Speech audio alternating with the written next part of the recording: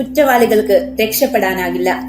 Chennai central RPF sub inspector Shrimati KM പ്രവീണയും RPSF constable Lalit കുമാറും കവർച്ച കേസിൽ ഉൾപ്പെട്ട 2 പ്രതികളെ ട്രെയിനിൽ കണ്ടതിന് പിന്നാലെ പിന്തുടരുകയും സാഹസികമായ പ്രയത്നത്തിനൊടുവിൽ അറസ്റ്റ് ചെയ്യുകയും ചെയ്തു.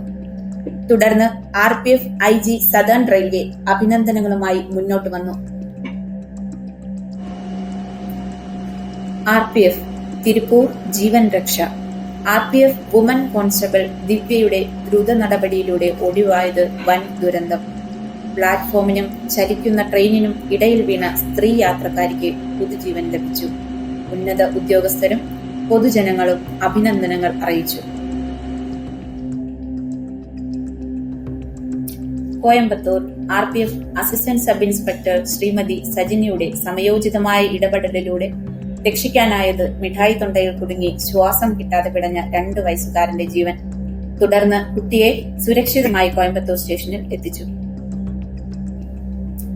കർത്തവ്യത്തിനപ്പുറത്തേക്ക് കാരുണ്യത്തിന് നിയമങ്ങളോ അതിരുകളോ ഇല്ല എന്ന് കാണിച്ചു തന്നതാണ് woman constable Shrimati Parvathi A.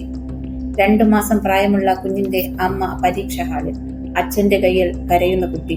ഒരു മടിയും കൂടാതെ കുഞ്ഞിനെ വിലയൂട്ടാൻ സന്നദ്ധയായി ആ പോലീസുകാരിക്കുള്ളിലെ അമ്മ. താമ്പരം സാനിറ്റോറിയം സ്റ്റേഷൻ പരിസരത്തിൽ 3 വയസ്സുകാരൻ ഒറ്റയ്ക്ക് നടന്നു തിരിയുന്നതായി CCTV നിരീക്ഷണത്തിൽ കണ്ടെത്തി. ഉടൻ തന്നെ കോൺസ്റ്റബിൾ രാഹുൽ ദീപ് സ്ഥലത്തെത്തി ബാലനെ സുരക്ഷിതമായി RPF പോസ്റ്റിലേക്ക് കൊണ്ടുപോയി. പിന്നീട് കുട്ടിയെ ബാലസംരക്ഷണ വകുപ്പിന് കൈമാറുകയും ചെയ്തു. കോയമ്പത്തൂർ സ്റ്റേഷനിൽ കോൺസ്റ്റബിൾ മണികണ്ഠൻ ഡ്യൂട്ടിക്കിടെ ശ്രദ്ധിക്കപ്പെടാത്ത ഒരു ബാഗ് കണ്ടെത്തി.